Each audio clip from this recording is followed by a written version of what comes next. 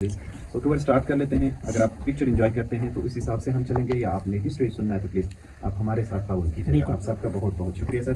सो बिस्मिल्लाहिर्रहमानिर्रहीम, अस्सलाम वालेकुम। आप सब मेहमानों को वेलकम करते हैं और मेहमानों का आने का शुक्रिया सर। मेरा नाम सुल्तान है, मैं फोर्ट गाइड हूँ। सो हम आपके टूर कंडक्ट करेंगे प्लीज़।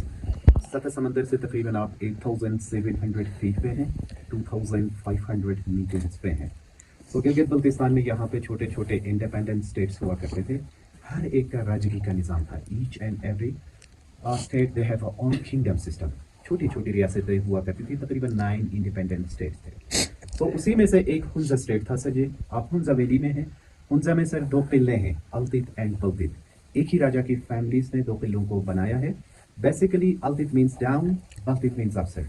सो जिस किले में आप खड़े हैं ये बल्तित फोर्ट है, 800 साल पुराना किला है। 1945 में यहाँ का जो किंग था, आखिरी हुक्मरान जहाँ इस किले को छोड़ा है, इनका नाम मीर मोहम्मद जमाल खान था। इन्होंने इस किले को 1945 में छोड़ा था। सो 1945 से लेकर 1990 तक किला खाली रहा। इन 45 सालों में इसकी हालत काफ़ी ख़राब हुई थी, दीवारों की खस्ती हालत हुई थी। सो 1990 से 96 तक इस किले को रेनोवेट किया गया है सर। इन 6 सालों में AKCSP आगा खान कल्चर सर्विस पाकिस्तान ने किले को रेनोवेट किया है। सो उस ज़माने में स्पेशली आप कह सकते हैं हुंजा के जो आवाम थे, हम लोग टैक्स पेयर थे। कोई करेंसी या इस तरह का हमारे पास कोई कॉइन्स हुआ नहीं करती थी सर।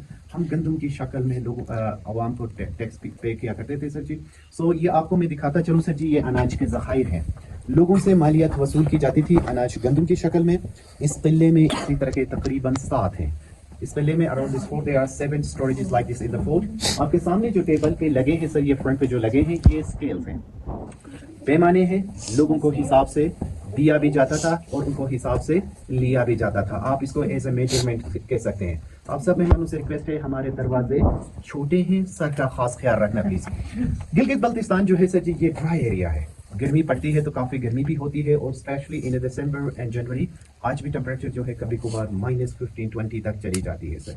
इस वजह से हम लोग इन छतों और दरवाजों को छोटा रखा जाता था।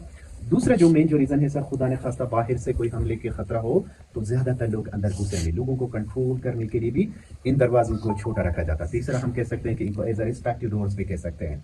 जब बादशाह अंदर बैठा होता है, as a farmer when I go inside I can borrow my head also, हम रिस्पेक्ट के तौर पे भी जाया जाते हैं सर जी। So but the genuine reason जो है सर जी, ये क्लाइमेट है, वेदर है, इस वजह से हम लोग इन दरवाजों और छतों को छोटा रखा जाता था। सो टूर स्टार्ट कर लेते हैं। पहले मैं आप मेहमानों को उस जमाने का जिंदान दिखा देता हूँ। ये जेल था सर जी, हवालात थी, लोगों को आर्जी तौर पे रखा जाता था। किसी का क्राइम ज्यादा हो तो स्पेशली इनको इलाका बदल किया जाता था। उस जमाने में वुडन सीढ़ी या रस्सी के थ्रू इनको नीचे ले जाया जाता था। आप सब मेहमानों से रिक्वेस्ट है, हर दरवाजे के 2 हिस्से हैं, सर का ख्याल रखना प्लीज।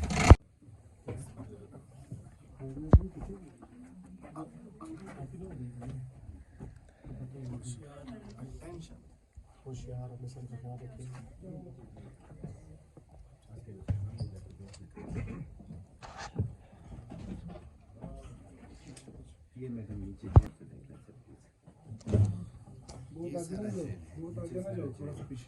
जरा पीछे देख ले भाईजान, छोटे आगे जाके देख। ये सामने से ये फ्रंट पे जो है सर, ये सारा जेल है। जेल पुराने ज़माने का, 19वीं सदी का।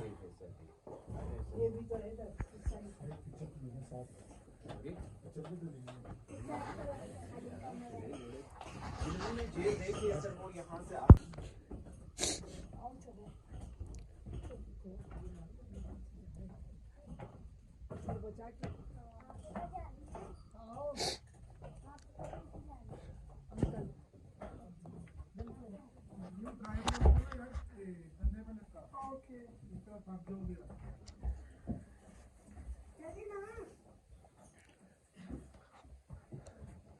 खाना था। आपके सामने जो है गिलगित बल्तिस्तान के लोकल ट्रेडिशनल ड्रेसेस हैं। ये यहाँ के ट्रेडिशनली ड्रेसेस हैं। ये दरमियान में जो है सर जी फीमेल ड्रेस है। फीमेल ड्रेस के साथ देखें तो ड्राई फ्लावर्स लगे हुए हैं। हम लोकल जबान में इसको जूरू कहते हैं, आप उर्दू में इसको लोन कह सकते हैं। उस जमाने में पैन किलर, पेनाडोल के तौर पे भी इस्तेमाल किया करते थे, या लोगों को अच्छी खुशबू भी जाया जाती थी। एज अ परफ्यूम के तौर पे भी इसको इस्तेमाल किया करते थे। आपके सामने जो वाइट ड्रेस है, हम लोग इसको शूका कहते हैं। गिलगित बल्तिस्तान में आज भी हम लोग शादी ब्याह के तकरीबात में इसको पहनते हैं। इसका साइज लंबा होने का जो मकसद है, उस जमाने में जब लोग सफर करते थे तो रजाई के तौर पे भी इसको इस्तेमाल किया करते थे। ये चाइनीज सिल्क है सर, हम लोग वेलवेट कहते हैं। उर्दू में आप वेलवेट कह सकते हैं, हम लोकल जबान में इसको जपन कहते हैं। आज भी हमारे यहाँ पे एक सकाफती रक्स है। हम लोग तलवार डांस में भी कुछ विलेजेस में they use in a marriage occasion also sir ji. आपके सामने जो है सर जी दुनिया के नक्शे हैं, वो मैप्स हैं 1550 के 1550 के दुनिया के नक्शे हैं जो लैटिन, फ्रेंच और इंग्लिश में लिखी गई हैं। इस किले के साथ इसका कोई कनेक्शन नहीं है, ये सिर्फ गिफ्टेड है सर जी ब्रिटिश म्यूजियम से। नीचे जो विंडोज हैं ये उस जमाने के वॉच टावर थे, यहाँ से बाहर लोगों को सुपरवाइज किया जाता था। लोगों का नकलो हरकत देखने के लिए एज अ वॉच टावर के तौर पे भी इसको इस्तेमाल किया करते थे। और सब मेहमानों से रिक्वेस्ट है, दरवाजा बहुत छोटा है, सर का खास ख्याल रखना प्लीज। बिस्मिल्लाह।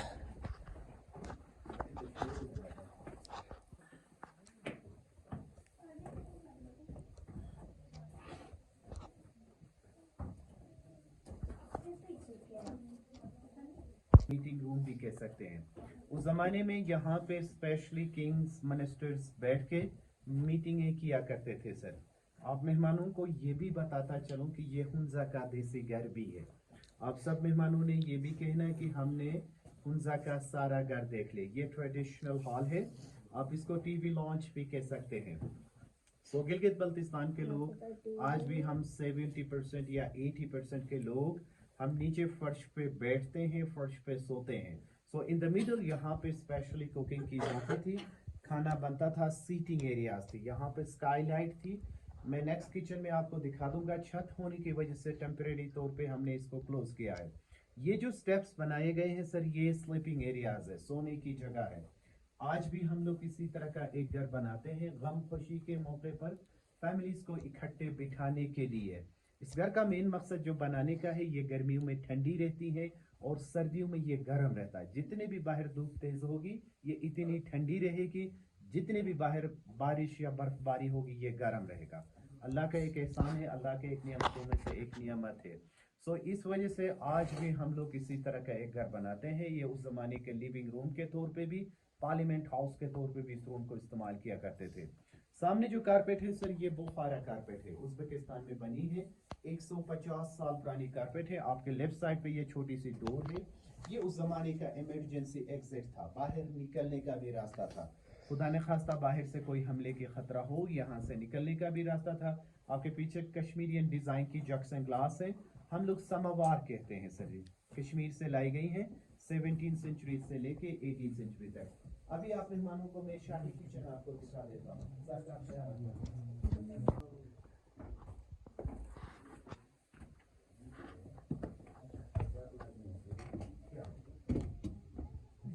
बनता था कुछ जो पाउट्स जो केटल्स हैं सर जी, ये आयरन की बनी हुई है, चाइना से लाई गई है। बाकी जितने भी बर्तन हैं ये यहाँ के लोकल मेड है, नरम पत्थर से बनाई गई है। शुरू में ब्राउन स्पून जिस पाउट में डली हुई है, हम इसको बलोश कहते हैं, आप इसको एज ए प्रेशर कुकर कह सकते हैं। ये नरम पत्थर से बनाई गई है, ये बॉईल होने में 1.25 घंटा लगता है। एक दफा बॉईल होना स्टार्ट हो गया तो इसकी बॉयलेस विदाउट फायर ये 2 से 2.5 घंटे तक खत्म नहीं होती है। आपके सामने तवा है सर, उस जमाने में रोटी पकाई जाती थी। तवे के बिल्कुल ऊपर ही राउंड सर्कल में वुडन स्पून है, हम यहाँ पे डाउडो कहते हैं। नूडल टाइप के सूप के लिए या स्पेशली हम लोग एप्रिकॉट जूस के लिए भी इस्तेमाल किया करते हैं। तवे के साथ साथ नीचे ग्राइंडर्स हैं, गंदम की पिसाई की जाती थी। इनकी बैक साइड पे पंपकिन्स है, ये कद्दू के जग्स हैं। बाहर चैनल या ग्लेशियर से पानी लाके इन बर्तनों में स्टोर किया करते थे। सामने जो है मशकीजें हैं जिनमें हम लोग लस्सी बनाते हैं। वेंटिलेशन प्लस धुएं के लिए इस खिड़की को इस्तेमाल किया करते थे। उसी रूम में भी सेम इसी तरह था सर जी।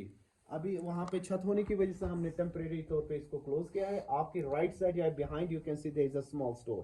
ये सामने जो स्टोर है सर, ये उस जमाने का फ्रिज था, रेफ्रिजरेटर के तौर पे ये काम किया करता था। इस दीवार की बेक चीज ठंडा रखने के लिए फ्रिज के तौर पे इसको इस्तेमाल किया करते थे। अभी इसकी बेक साइड पे कोई ग्लेशियर नहीं है, क्लाइमेट चेंज, आप इसको ग्लोबल वार्मिंग भी कह सकते हैं सर जी। आराम से भाई बोलो जरा। अपनी जैकेट मुझे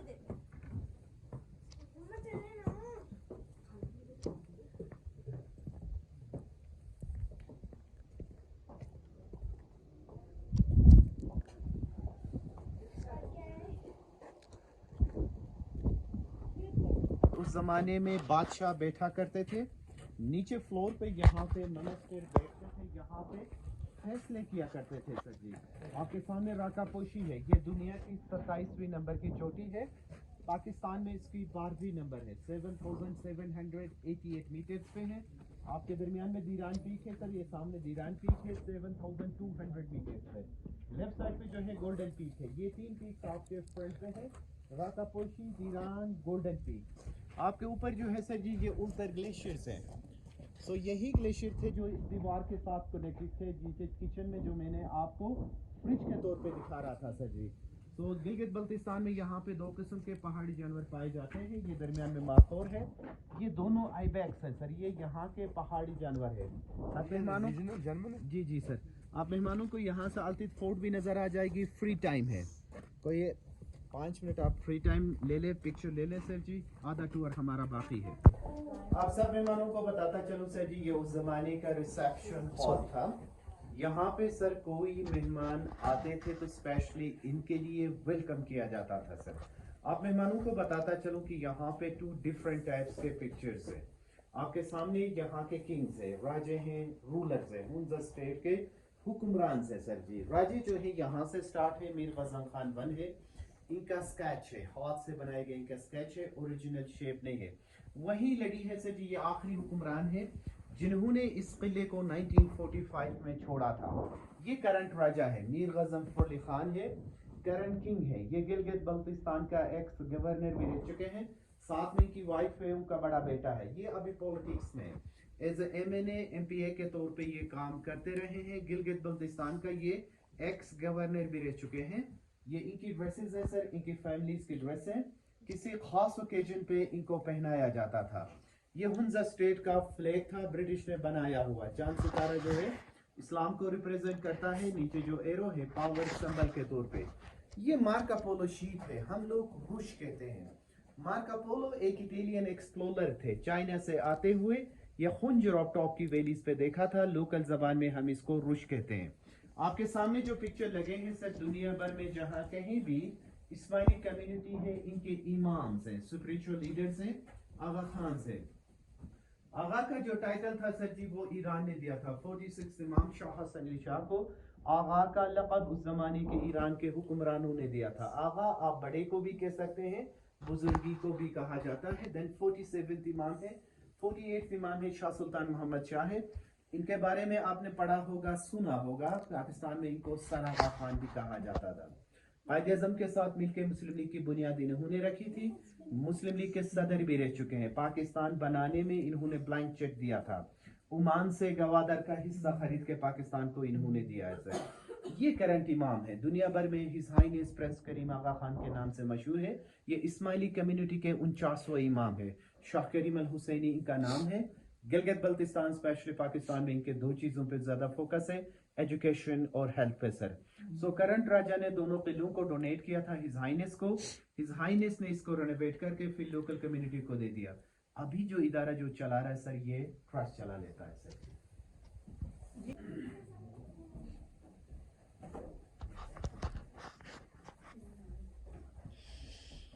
अब सब मेहमानों को बताता चलूं सर जी, ये उस जमाने का रॉयल समर बेडरूम था, मौसम गर्मा का शाही ख्वाबगाह कह सकते हैं। ये उस जमाने का रॉयल समर बेडरूम था सर। आपके सामने जो कालीन या कारपेट है स्पेशली बाहर राजा के लिए तख्त पे बिछाई जाती थी। हुंजा का जो ऑफिशियल लैंग्वेज थी सर जी वो फारसी था। पाकिस्तान मर्ज होने से पहले हमारा ऑफिशियल जो लैंग्वेज थी सर वो फारसी थी। ये तिजारती मुआहदे हैं सर, जो ट्रेड एग्रीमेंट से जो चाइनीज और फारसी में लिखी गई है, फारसी में लिखी गई। ऊपर जो डिजाइन है सर, इस डिजाइन को कश्मीरियन डिजाइन का सीलिंग कहा जाता है।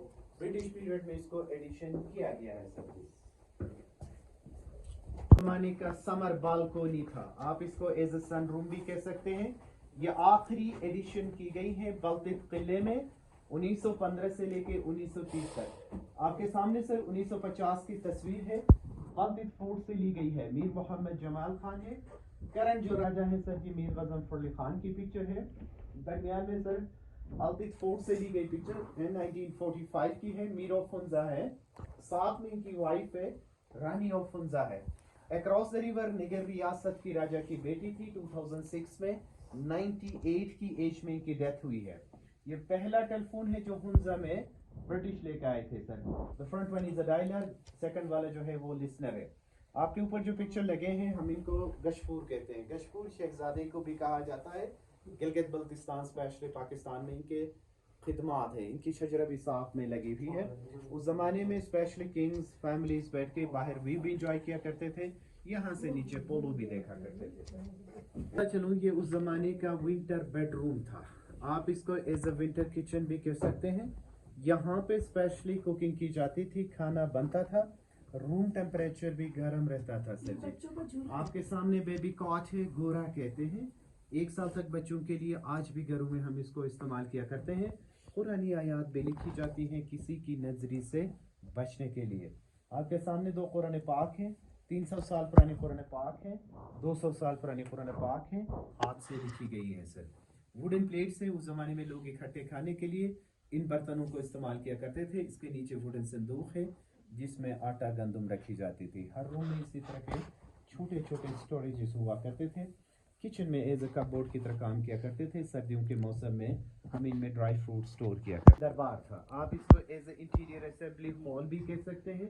बारिश गर्मी में भी इस हॉल को इस्तेमाल किया करते थे।